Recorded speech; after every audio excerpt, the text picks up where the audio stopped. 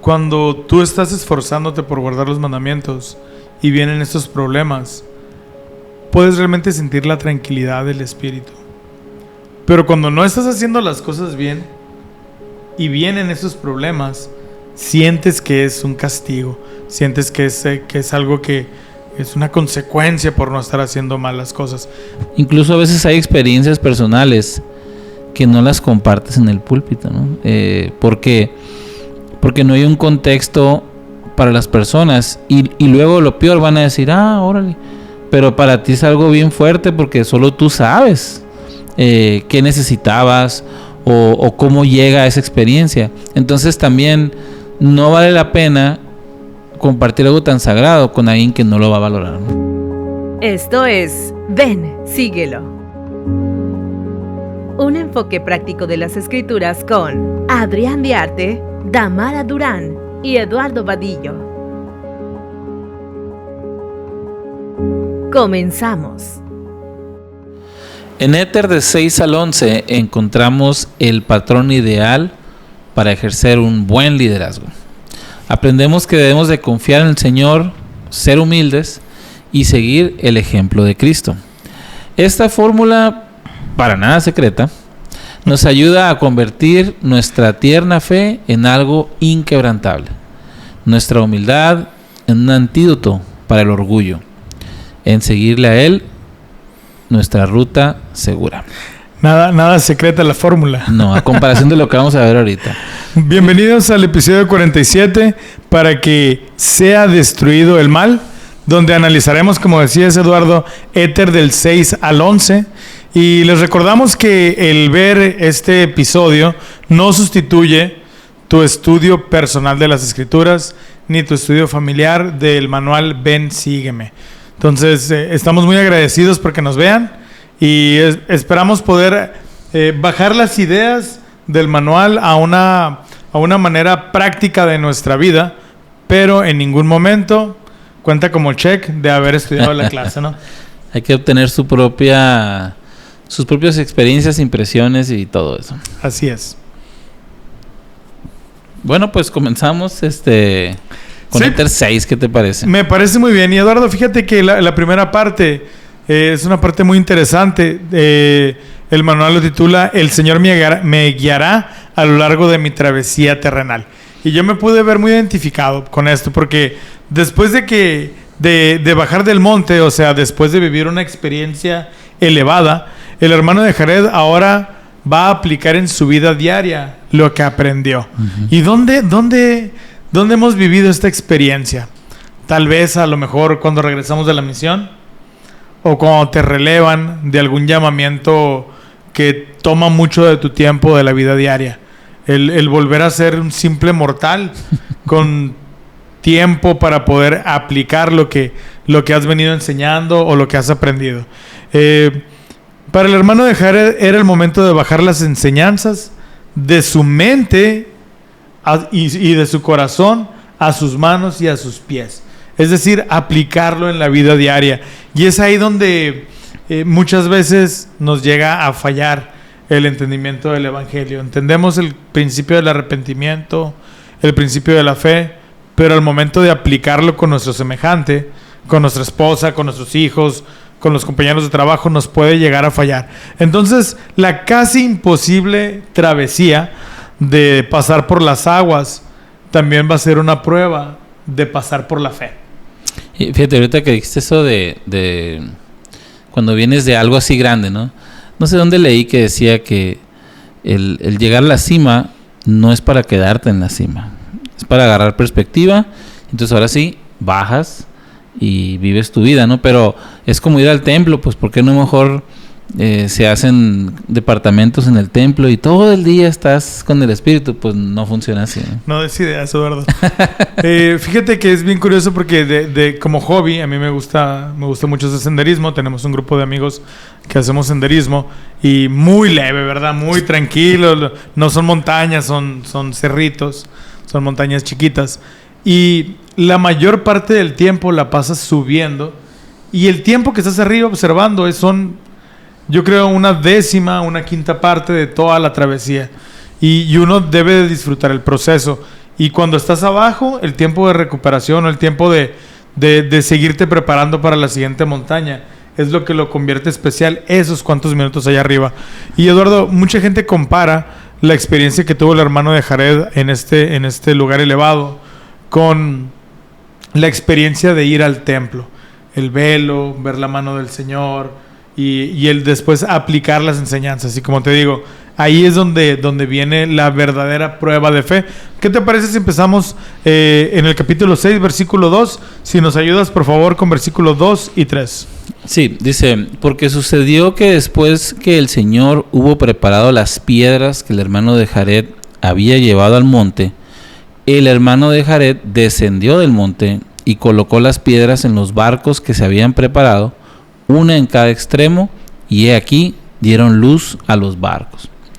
Y así hizo el Señor que las piedras brillaran en las tinieblas, para dar luz a los hombres, mujeres y niños, a fin de que no atravesaran las grandes aguas en la oscuridad.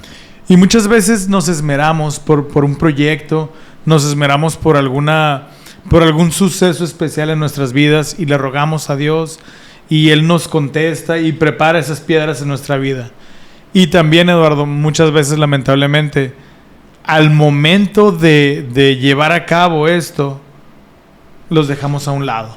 Puede ser a lo mejor durante el proceso del noviazgo, el proceso del matrimonio, y ya que nos vamos a casar los últimos días, dejamos esas piedras que el Señor nos ha preparado.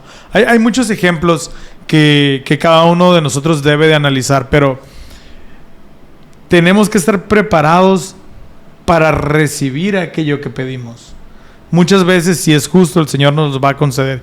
Y qué bueno que en este caso el hermano de Jared agarró las piedras y no se le olvidaron, ¿sí? Y realmente las puso y cumplieron con su propósito, que era no pasar esas grandes aguas en la oscuridad. Y esas grandes aguas, Eduardo, pueden ser también retos importantes, pueden ser pruebas difíciles, fáciles, de diferente tipo. Pero a mí me gustaría que cada uno de nosotros en casa analicemos, hagamos una lista, cuáles son esas grandes aguas que tengo que atravesar y cuáles han sido esas piedras que le hemos pedido al Señor que prepare para nosotros, para no atravesarlo a oscuras, ¿verdad? Entonces, vamos a ver qué otro tipo de preparación tuvieron. En el versículo 4 dice: y sucedió que cuando hubieron preparado todo género de alimentos para que con ellos pudieran subsistir sobre las aguas, así como alimentos para sus rebaños y hatos y cualquier bestia o animal o ave que llevasen consigo, he aquí, cuando hubieron hecho todas estas cosas, entraron en sus naves o barcos y se hicieron a la mar, encomendándose al Señor su Dios. Qué potente mensaje, ¿ok? Aparte de la comodidad, Eduardo, aparte de la comodidad de tener luz y todo esto, ¿por qué crees tú que era importante que ellos tuvieran luz? ¿Y qué podría ser un significativo de la luz en nuestras vidas? Pues lo primero, pues, obviamente es que quieres tener como lo más parecido a lo normal, ¿no? Mientras estás en esa situación peculiar que tenían ellos. Pero yo creo que también la luz era un símbolo, porque un recordatorio diario, un recordatorio, ahí estaba el milagro, todos los días lo podían ver, y de seguro les recordaba muchas cosas. Les podía recordar que el Señor contesta las oraciones, les podía recordar que ellos no iban solos, les podía recordar la constante que llega a ser el Salvador en nuestras vidas. Me gusta cada vez que leo esta escritura, me recuerda Juan 8:12, que dice: Jesús les habló otra vez diciendo: yo soy la luz del mundo, y el que me sigue no andará en tinieblas, sino que tendrá la luz de la vida. Como tú dices, un constante recordatorio al ver esa luz, ver el milagro que Jehová, porque para ellos era Jehová, en ese momento había realizado. ¿Y qué señales podremos ver nosotros, Eduardo? Así como ellos veían esa luz y recordar a Cristo, ¿qué señales podremos ver nosotros en nuestra vida que nos recuerden al Señor Jesucristo? Pues, por ejemplo, yo me acuerdo, han habido algunos cambios en los jóvenes, por ejemplo, donde se les da ciertos anillos o ciertos recordatorios físicos, ¿no? Para esto. Nosotros también podemos tener en nuestro teléfono tal vez una imagen, ¿no? De fondo de pantalla. Nuestra casa puede tener alguna decoración. Hay tantas cosas que pudiéramos nosotros utilizar para recordar, porque ese es el mensaje del libro de Mormón, es recordar. Claro. Algo muy importante para mí es la investidura que recibimos en el templo. También. Es una luz diaria, un recordatorio que todos los días nos ponemos nuestros convenios sobre nosotros, y la manera en que los tratamos, la manera en que cuando nos vamos a dormir probablemente los volvemos a recordar. Yo creo que el Señor utiliza estos simbolismos porque sabe que los necesitamos constantemente para poder tenerlo no solamente en nuestra mente, sino también en nuestro corazón. Y fíjate, eso que dices ahorita precisamente de la investidura del garment, es muy importante recordar, ahorita con esos cambios que vienen en el estilo, ¿no? Han habido cambios desde que se instauraron, pero lo que no cambia, o la constante o la luz, es ese convenio, ¿no? Entonces, que no perdamos de vista. A veces llego a escuchar algunos comentarios medio enfocados más en la prenda que en el convenio, que o en lo largo ¿sí? Precisamente. Ajá. De la prenda, ¿no? Entonces eso es secundario y eso cambia, pues, pero el convenio, la luz, es la constante. Y el simbolismo de que conlleva. Y el versículo 5 dice: y ocurrió que el Señor hizo que soplara un viento furioso sobre la superficie de las aguas hacia la tierra prometida, y así fueron echados de un lado a otro por el viento sobre las olas del mar. ¿Me ayudas por favor con 6 y 7? Sí, dice: y aconteció que muchas veces fueron sepultados en las profundidades del mar, a causa de las gigantescas olas que rompían sobre ellos, y también por las grandes y terribles tempestades causadas por la fuerza del viento. Y sucedía que, cuando eran sepultados en el abismo, no había agua que los dañara, pues sus barcos estaban ajustados como un vaso, y también estaban ajustados como el arca de Noé. Por tanto, cuando los envolvían las muchas aguas, imploraban al Señor, y Él los sacaba otra vez a la superficie de las aguas. Y ocurrió que el viento no dejó de soplar hacia la tierra prometida mientras estuvieron sobre las aguas, y de este modo fueron impelidos ante el viento. Qué buena semejanza a lo que va a ser nuestra vida de probación. Eduardo, ¿qué papel desempeña el viento en su viaje y con qué lo podemos relacionar hoy en día? Pues fíjate que tiene una naturaleza dual, ¿no? Porque, por ejemplo, el viento es el impulso, es lo que nos ayuda a avanzar, pero el viento también es problema. O sea, el viento es... Yo me imagino que si yo hubiera estado ahí, me hubiera mareado los 364 días que estuvieron ahí. Pero creo yo que a veces es lo que nos confundimos nosotros cuando no entendemos la naturaleza de Dios. Pensamos que la adversidad es mala o es una consecuencia de una falta de amor de nuestro Padre Celestial, pero la adversidad precisamente es la que nos ayuda a crecer. La que nos hace fuertes. Y algo muy importante, fíjate, como dice al inicio, dice: y ocurrió que el Señor Dios hizo que soplara un viento. Y muchas veces estas pruebas o estos problemas que nosotros podemos llegar a pensar que son porque no guardamos los mandamientos, o porque nos portamos mal, o porque alguien nos tiene envidia, son vicisitudes de la vida que nos van a dar bajones, nos van a mandar a las profundidades del mar. Pero me encanta el versículo 8 que dice dice el 5, que el Señor hizo que soplara un viento furioso. Pero dice el 8, que no dejó de soplar hacia la tierra prometida. Entonces, la constante en nuestras vidas sería algo muy bonito si lo pudiéramos graficar. Yo soy fan de las gráficas. Con un crecimiento constante hacia la perfección y hacia la exaltación.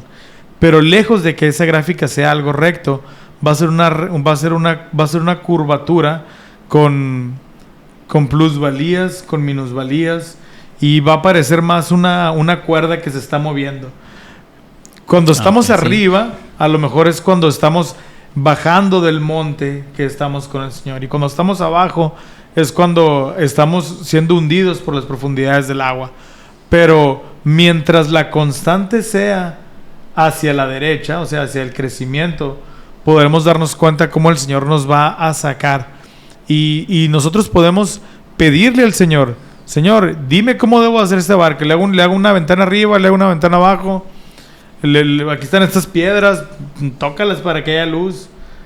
Siempre estar tratando de involucrar al Señor, no solamente en nuestros tiempos malos, también en nuestros lados buenos, porque cuando estamos siendo bendecidos, podemos caer en el ciclo del orgullo. Y entonces, cuando este barco estaba arriba, imagínate, a diferencia de la familia de Leí, que cuando les iba bien en el barco, pues ellos no se hundían porque su barco era diferente, ¿no? Pero pues les caía agua y ya menos se hundían, y entonces ya tenían que dejar a Nefio en paz, ¿verdad? Aquí al parecer la travesía fue un poquito más calmada, más constante, ¿no?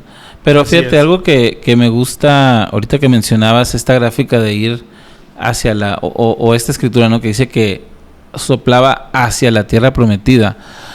No pude dejar de pensar en un salmo que se ha vuelto mi segunda escritura favorita del año.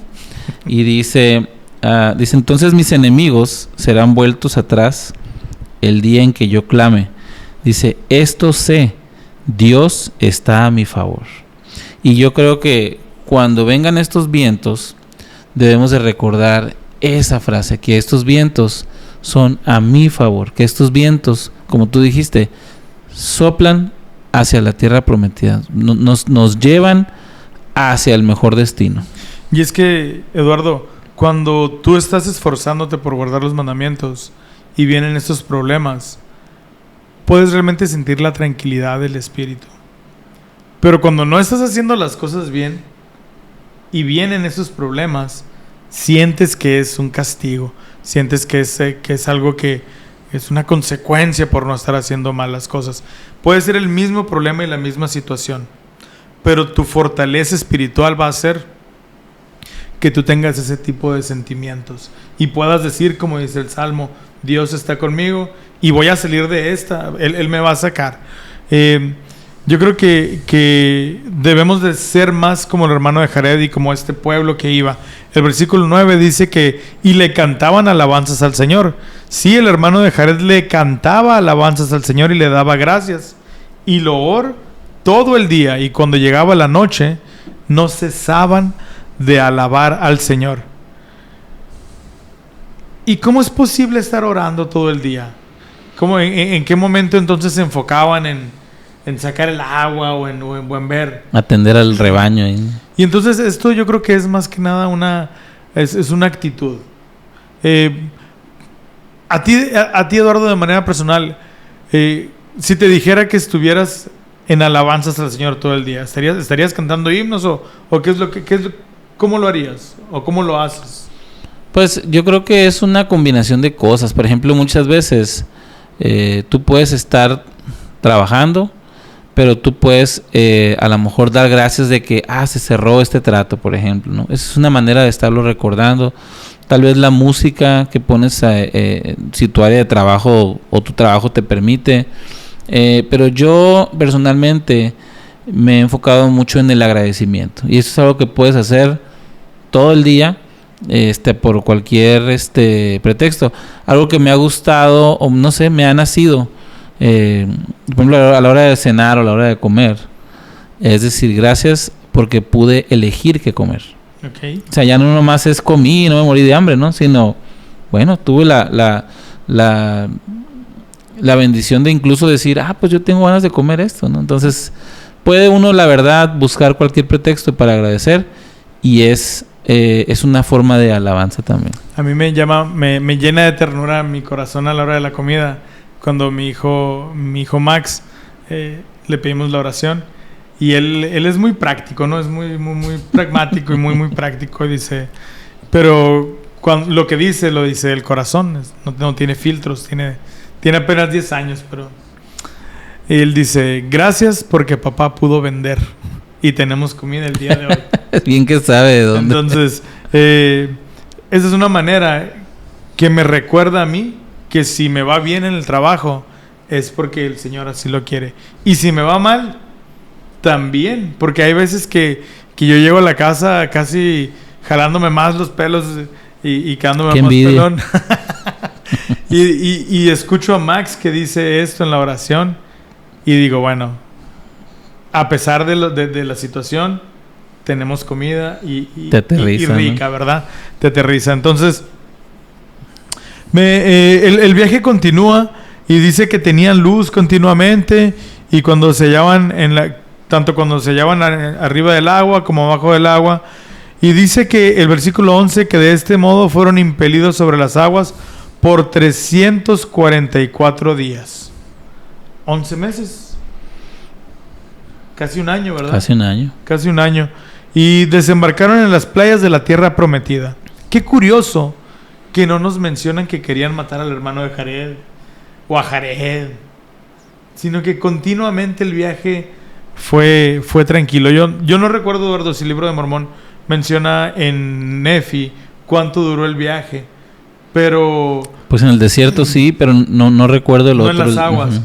Pero qué curioso que no se nos menciona ningún incidente o algún problema. Al parecer fue un viaje que los edificó a este pueblo, a todos ellos, tanto en los tiempos difíciles como en los tiempos buenos.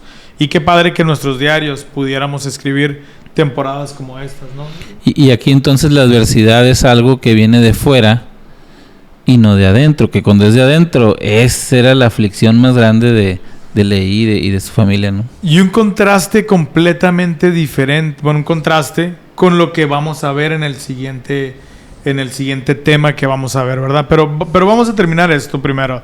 Dice, y desembarcaron en las playas de la tierra prometida, y al pisar sus pies las playas de la tierra prometida, ¿qué fue lo que hicieron? Dice, se postraron sobre la faz de la tierra y se humillaron ante el Señor, y vertieron lágrimas de gozo ante el Señor por causa de la abundancia de sus tiernas misericordias. Ellos no se bajaron del barco y dijeron, qué buenos marineros somos, qué bárbaro. Oye, ¿no viste cómo controlé el agua? ¿Para cuándo la próxima? Dicen. El poder reconocer la mano del Señor en todo esto, como lo hemos venido diciendo, nos ayuda a que las abundantes tiernas misericordias sigan llegando a nuestras vidas. ¿Ok? ¿Y qué tiernas misericordias, Eduardo, has recibido a lo largo de tu propio viaje en esta vida? Híjole, pues abundantes. A veces han sido buenas amistades, a veces han sido eventos especiales donde me ha tocado compartir algo con la familia, a veces han sido mensajes que han llegado justo al momento, algún buen consejo. Hay tantísimas cosas que hacen llevadera esta travesía que en ocasiones puede ser desalentadora, ¿no? Pero creo que tiene mucho que ver qué tanto abres los ojos y qué tanto abres el corazón para detectarlas, porque en ocasiones, por ejemplo, tu pareja es una tierna misericordia y lo das por sentado porque ahí está y tienes a lo mejor mucho tiempo y ¿no? Pero hay tantas cosas que es cuestión de abrir los ojos y el corazón y ser humildes como ellos, ¿no? Así es. Yo ahorita que mencionabas que te hice la pregunta y mencionabas a tu esposa, yo creo que la mía es la más tierna misericordia. Decía mi mamá cuando me casé, cuídala, porque para que te encuentres otra que te aguante como te aguanta ella, está difícil. Ya con eso. Muy bien. Y bueno, pues hablando de humildad, el siguiente tema es andar humildemente delante del Señor. Y fíjate que ese es uno de los atributos por los que el Salvador es muy reconocido, ¿no? Su humildad. Hay tantas veces que Él podría haberse aprovechado de su condición divina, podría haber eliminado a sus enemigos, podría haber hecho muchas cosas así, pero Él, sin embargo, se mostraba dócil y obediente al Padre en todo momento. A mí me gusta mucho cómo Él, por ejemplo, a veces antes de hacer un milagro, públicamente agradecía al Padre. En el caso de Lázaro, por ejemplo, que es el evento, ¿no?, de sus milagros. Él primero agradece y luego lo logra. Y en los siguientes capítulos vamos a ver algunos ejemplos de esta cualidad, pero también cómo cuando falta esta cualidad siempre resulta en tragedia, ¿no?, y en retraso. Vamos a ver un ejemplo positivo en Éter 6:30, si nos puedes ayudar, por favor. Claro que sí. Dice, y aconteció que Oría anduvo humildemente delante del Señor y tuvo presente cuán grandes cosas el Señor había hecho por su padre, y también enseñó a su pueblo cuán grandes cosas el Señor había hecho por sus padres. Muy bien. Ahora vamos a ver un ligero, pero ampliamente amplio contraste en el número 29, por favor. Uh-huh. Pero el pueblo no creyó en las palabras de los profetas, sino que los echaron fuera, y arrojaron a algunos en fosos y dejaron para que muriesen. Y aconteció que hicieron todas estas cosas según el mandato del rey Et. Y ocurrió, dice el 30, que empezó a haber una gran escasez en la tierra, y los habitantes empezaron a ser destruidos con suma rapidez por razón de la escasez, pues no había lluvia sobre la faz de la tierra. Y entonces aparecen ahí unas serpientes, ¿no?, venenosas. Pero parece que estamos leyendo Cuarto Nefi, ¿no? Otra vez, ¿no? O con Alma otra vez. Pues es uno de las... No es el único ciclo el del orgullo. También aquí vemos que, bueno, empiezan a haber esas serpientes venenosas, empiezan a morir muchas personas.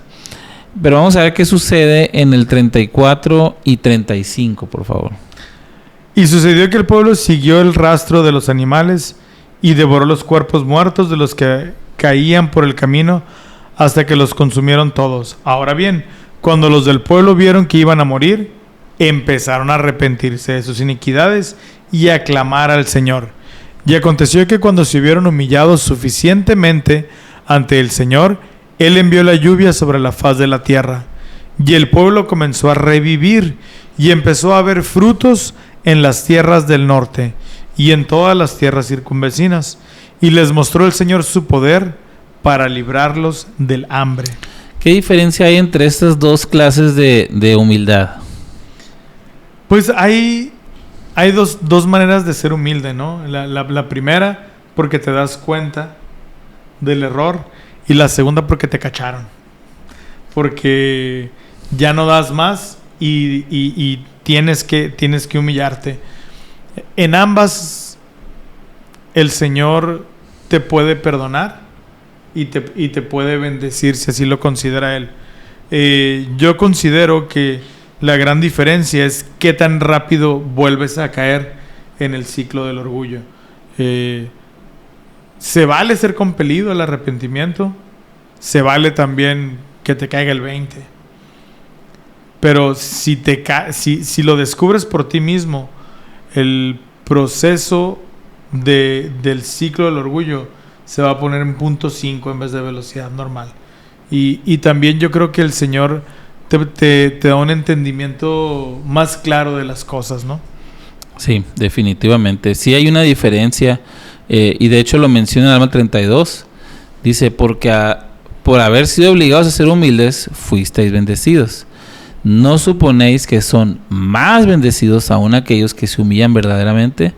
Y dice, y el verdaderamente se humilla y se arrepienta, será bendecido. Dice, bendecido mucho más que aquellos que se ven obligados a ser humildes. Entonces, las dos se valen, pero sí hay una diferencia. Sí hay una diferencia, y la clave se encuentra en lo que decía Oría, que decía, tuvo presente cuán grandes cosas el Señor había hecho por su Padre. Y aquí podríamos nosotros decir que el libro de Mormón, otro testamento de Jesucristo, nos ayuda a tener presente lo que el Señor ha hecho por nuestros padres, podríamos decirlo así. Ese es el propósito de este testamento que tenemos, que nos ayuda a evitar el ciclo del orgullo, nos ayuda a prevenirlo y nos da por lo mismo felicidad.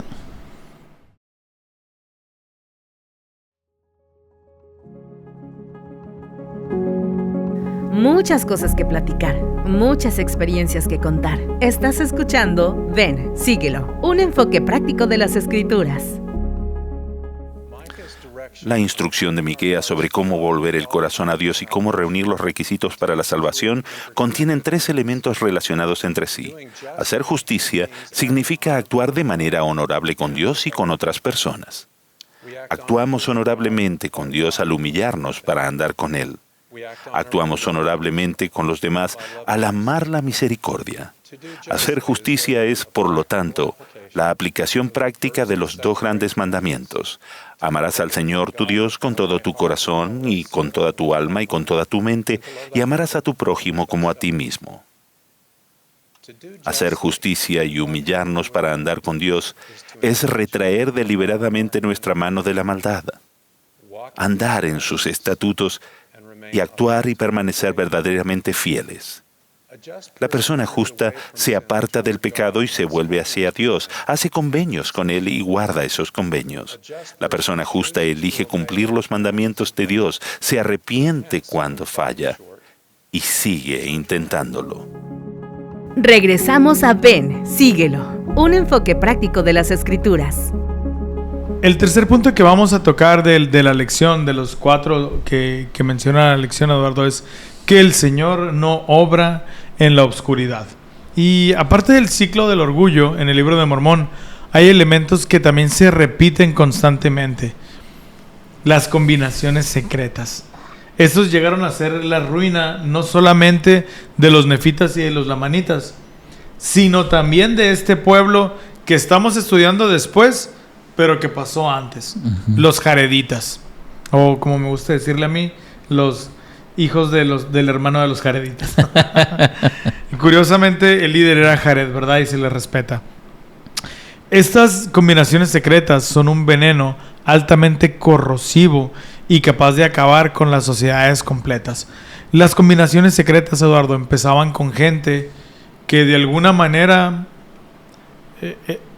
no quiero decir que eran justas, pero vivían en el estándar o vivían como la gente buena, pero un buen día se levantaban y el orgullo estaba en su corazón y empezaban a hacer networking. Empezaban a... Del malo. Empezaban a buscar gente que fuera afín a sus ideas revolucionarias. Personas que pudieran estar de acuerdo con hacerse favores. Y entonces comienzan este ciclo del orgullo. Oye, pues yo te favorezco a ti, pero tú me favoreces a mí, y yo voto por ti, y tú votas por mí. Y sociedades completas, pueblos completos se perdieron. ¿Nos ayudas a leer el versículo 7, por favor? Sí. Y dice, y Jared se apesadumbró en gran manera por causa de la pérdida del reino. Es otro Jared, ¿no? Ya más adelante, ¿no? Porque tenía puesto el corazón en el reino y en la gloria del mundo. Ahora bien, la hija de Jared era sumamente bella. Y sucedió que habló con su padre y le dijo, ¿por qué está mi padre tan triste? ¿No ha leído él en los anales que nuestros padres trajeron a través del gran mar? He aquí, no hay en ellos una relación concerniente a los antiguos y de cómo por medio de sus planes secretos lograron reinos y gran gloria. Y sucedió que Akish reunió a toda su parentela en la casa de Jared y les dijo, me juraréis que me seréis fieles en lo que exija de vosotros. Fíjate que estaba platicando con un doctor, Eduardo, el otro día, y le decía que hay una imagen que está en las redes sociales, que es un gajo de naranja que está incrustado perfectamente en una cabeza de ajo. Okay. Y dice algo más o menos así como, no porque quepas, perteneces ahí. Okay. Entonces, no porque vinieran en los anales estos planes secretos, era para que los agarraran. Y no porque tu hija te lo está recomendando, tu hija que te ama, tu hija que quiere lo mejor para ti, que seguramente pensaba que de alguna manera iba a mejorar la situación, le está dando una buena idea. Qué difícil el poder distinguir esto para Jared de su hija, que además era sumamente bella, ¿no? Sí, definitivo. Y aquí te das cuenta de que me gusta porque dice en el anterior, es el 9, cuando dice de cómo por medio de sus planes secretos lograron reinos y gran gloria, ¿no? Y eso es algo tan efímero. O sea, es algo que tú puedes pensar en cualquier civilización y cualquier de esos imperios, y al cabo de los años son nada, ¿no? Entonces, ¿cómo a veces nos dejamos llevar por el flash, por el brillo? Pero al final todo eso tiene una fecha de caducidad y es rápida la caída, ¿no? Normalmente. Uh-huh. No dura. Bueno, y entonces dice que ya los tenía todos reunidos y dice, y aconteció que todos le juraron por el Dios del cielo y también por los cielos y también por la tierra y por sus cabezas. Bueno, voy a hacer una pausa ya en la mitad de esta escritura, porque están a punto de jurar desobedecer los mandamientos, pero lo juran por Dios. En el nombre de Dios. ¿Ok? O sea, es algo ahí medio contrario. Pero bueno, dice, y continúa el versículo, que el que se opusiera a la ayuda que Akish deseara, perdería la cabeza. O sea, te juro por Dios que te voy a matar, aunque matar va en contra de los mandamientos de Dios. Exacto. Y no solamente eso, sino a quien divulgara cualquiera de las cosas que Akish les diera a conocer, perdería la vida.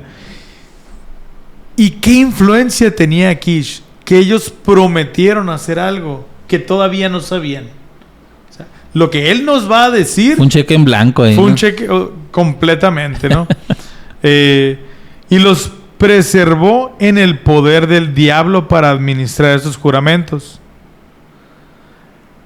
Esos juramentos a los del pueblo, a fin de conservarlos en la oscuridad, para ayudar a quienes ambicionaran el poder a obtenerlo, y a asesinar, y a robar, y a mentir, y a cometer toda clase de iniquidades y fornicaciones. ¿Alguna vez, Eduardo, te han invitado a algún grupo y este grupo no está de acuerdo a los principios que tú vives? Porque... digo, hoy en día no dudo que haya grupos que digan, sí, vamos a matar a todos, pero en nuestra vida diaria, uh-huh, ¿qué grupos podrían ser semejante a esto? Buena pregunta, porque casi siempre no es tan abierto, ¿no? Uh-huh. O sea, no es algo que va abiertamente en contra. Casi siempre, de hecho, va más disfrazado de algo bueno, ¿no? Aparentemente bueno. Te voy a compartir algo que yo tengo en la mente desde que estábamos estudiando esto. Uh-huh. Hay combinaciones secretas en grupos de aplicaciones que utilizamos. Probablemente ese grupo sea los hombres amigos de la secundaria, o los que nos gusta jugar golf, o no sé, el nombre que tú quieras. Pero tal vez este grupo únicamente sea dedicado para denigrar a la mujer, o para pasar imágenes pornográficas, o para contar chistes subidos de tono que no nos asustamos al escucharlos, pero yo creo que el estar presente en esos grupos es de alguna manera pertenecer a combinaciones secretas, porque al final del día el grupo es un grupo privado, es algo secreto. Y curiosamente las personas se comportan muchas veces en estos grupos de redes sociales privados de una manera como no se comportan fuera de ellos. Es realmente impresionante. Entonces, yo creo que es muy importante que podamos detectar este tipo de combinaciones secretas. Así es, definitivo. Hay unas que sí son vilmente, ¿no? Para eso, y se aprovechan del anonimato. Una app tipo Telegram que no te deja, no hay historial, ¿no? O sea, se pueden usar para muchas cosas verdaderamente malas, ¿no? Más no poder. Así es. Entonces, ¿cuál es el verdadero peligro, Eduardo, de participar en esas combinaciones secretas? Fíjate que estaba sacando una lista de los 10 mandamientos. Y fácil, las combinaciones secretas se avientan como 6, ¿no? Por ejemplo, en vez de amar a Dios sobre todas las cosas, pues aquí estaban amando a Kish, ¿no? Uh-huh. A ver, me van a hacer caso, ¿no? Y luego, no tomarás el nombre de Dios en vano, pues tú lo dijiste ahorita, ¿no? Me van a jurar por Dios que... Y luego, por ejemplo, no matarás, pues vilmente, ¿no? Ahí está. No robar, no mentir, cometer adulterio, codiciar, pues ahí van 7. Okay. 7 de 10. El día de reposo no, porque yo creo que también querían descansar, ¿no? Pero si pudieran, lo hicieran en el día de reposo también. Entonces, las combinaciones secretas van completamente en contra del evangelio, y aparte su naturaleza las hace difícil de atacar, las hace difícil de desmantelar, porque como dices tú, se protegen, se guardan, se multiplican, y es como una enfermedad silenciosa. Imagínate una enfermedad que no te dé síntomas. Es bien una enfermedad asintomática, como llegó a ser el diabetes. Puede ser, o como llegó a ser a veces hay otras enfermedades que no te das cuenta hasta que ya estás invadido. Así son las combinaciones secretas. Ok. Y ¿tú crees que actualmente vivimos en una sociedad que las practique? Desafortunadamente sí. Y si le pudiéramos poner nombre y cara, por ejemplo, un ejemplo muy, muy fácil es el crimen organizado. El crimen organizado se cubren entre ellos, buscan lucro, buscan poder, matan, roban, hacen básicamente eso. Entonces, el problema aquí con esto es de que no solamente afecta a las personas que están involucradas. El problema con las combinaciones secretas es de que afectan a toda la sociedad. No sé si viste el video en el que viene en los videos del libro Mormón, cuando crece Mormón, y tú ves la sociedad y todos contra todos, y unos les roban y otros los matan, y todo el mundo está en defensa con miedo, porque tienes ese enemigo constante, y puede ser quien sea. Uh-huh. Es correcto. Y bueno, yo me acuerdo cuando yo estaba en la secundaria, aquí en Hermosillo empezó a estar de moda las pandillas. Y entonces había diferentes nombres de pandillas, ¿no? Y entonces se usaba un término que se decía tirar barrio. Entonces tú veías a alguien, a un pandillero, y entre ellos se gritaban un par de palabras, combinaciones. O señas acá. Se gritaban algo así como ¿qué barrio? Uh-huh. Y entonces el otro decía ya su combinación, ¿no? El nombre de su... ¿Y de cuál eras tú, Adrián? De su barrio. No, yo no era ninguno. Entonces si el grupo era afín, o eran vecinos, o eran amigos, pues se dejaban pasar. Pero si se sabía que entre los dos bandos había problemas, aunque no se conocieran, había pleitos y había golpes. Y entonces ese tipo de combinaciones, y ellos tenían sus señas con sus manos y la forma de ponerse su gorra, era la manera en que se identificaban, y lamentablemente fue una época que yo me acuerdo que viví en mi juventud, que había temor de salir a la calle o de dar la vuelta en la noche con los amigos por miedo de encontrarte a este tipo de bandas de combinaciones secretas, ¿no? Exacto. Y aunque tú no fueras de ninguna, aunque ni la debieras ni temieras, es lo mismo, ¿no? Así es. Bueno, y dice el versículo 18: y aconteció que formaron una combinación secreta, tal como los tiempos antiguos. La combinación es lo más abominable y perverso sobre todas las cosas a la vista de Dios, porque el Señor no obra por medio de combinaciones secretas, ni quiere que los hombres viertan sangre, sino que lo ha prohibido en todas las cosas desde el principio del hombre. ¿Por qué las combinaciones secretas son los más abominables, según Moroni? Yo creo que es porque él vio ejemplo tras ejemplo de cómo esto era bien difícil de erradicar. ¿Te acuerdas? En Alma tuvo que ponerse de acuerdo todo el pueblo y hacer una... Imagínate, para que estemos todos de acuerdo en algo, si a veces para ir a cenar, para ir a acampar ahí, andamos, te tiene que hacer una carne asada. Entonces... Y una salida de la entonces tiene que haber un esfuerzo extraordinario para erradicarlas. Entonces, ¿cuántas veces se logró? Solamente una vez, que yo me acuerdo en el Libro de Mormón, y luego volvieron otra vez, ¿no? Entonces, es lo más pernicioso, lo más dañino que puede llegarle a una sociedad, porque es difícil de erradicar, tiene efectos sumamente nocivos, afecta a todas las personas y hace cada vez más difícil a las personas salir de ahí. Ese es otro punto. No te puedes decir, renuncio y ya me voy. No, porque tú estás metido ahí, ¿no? Y luego tienes que hacer cada vez más actos malignos para cubrir el acto maligno anterior. Y se hace una cadena ir horrible. Cavando la fosa más profunda. Exacto. El viernes estuve en una conferencia que no era de la iglesia, era de un expositor, y nos estaba explicando lo que significa el cáncer. Dice, tu cuerpo es un organismo, y organismo viene de organización, y cuando en ese organismo hay una célula que no cumple con la función para la cual fue creada, se crea el cáncer. Es una célula que no entiende cuál es su propósito y se empieza a multiplicar.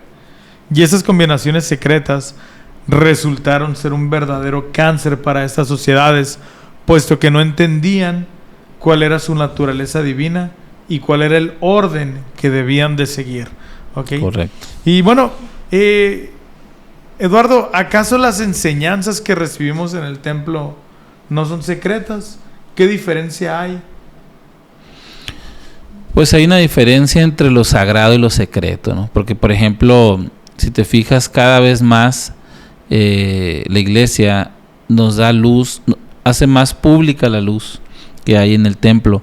Me gustó que en la conferencia se hablan de los 5 convenios que hacemos en el templo.